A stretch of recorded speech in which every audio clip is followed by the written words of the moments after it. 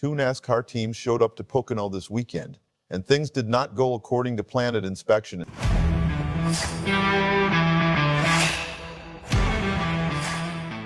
And hey, real quick, if you're a true NASCAR fan like me, go ahead and drop a like and subscribe to the channel. NASCAR Nation News is just getting started. We're pushing for our next subscriber milestone, and it's all about real talk from fans who live the sport every single week. All right, let's get into it.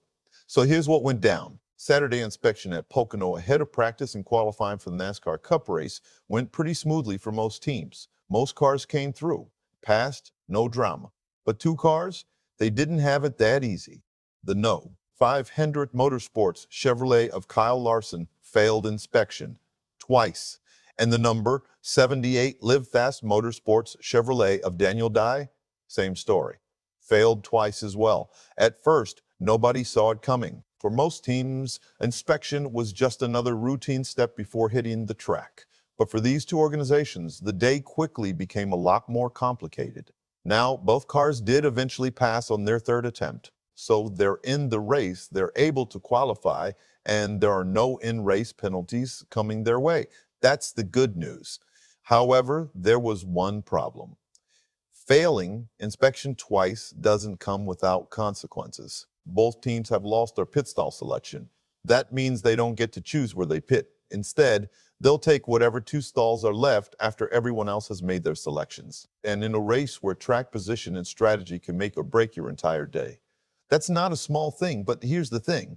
The penalties didn't stop there. Hendrick Motorsports car chief Jesse Saunders has been ejected from the track.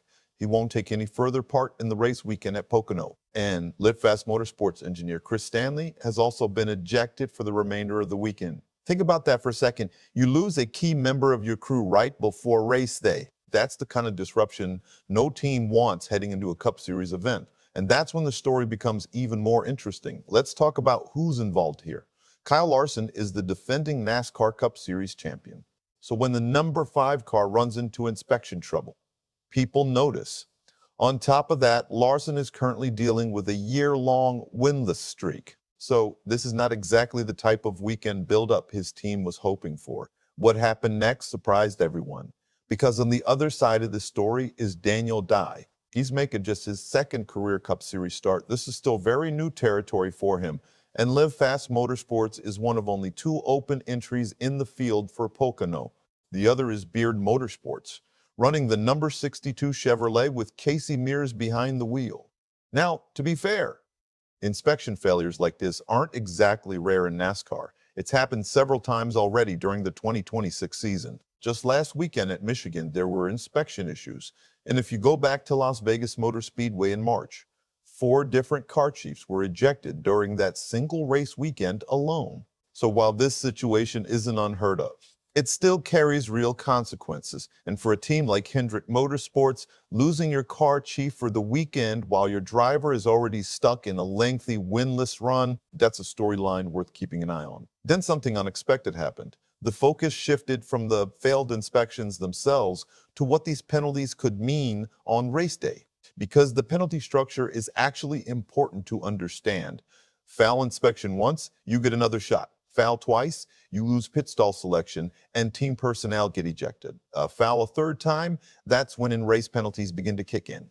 Both teams managed to avoid that worst-case scenario.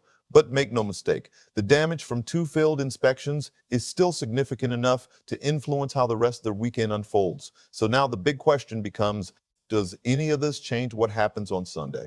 With Kyle Larson already dealing with a year-long winless streak, and now his car chief ejected heading into race day at Pocono. Does this inspection situation make things even harder for the number 5 team?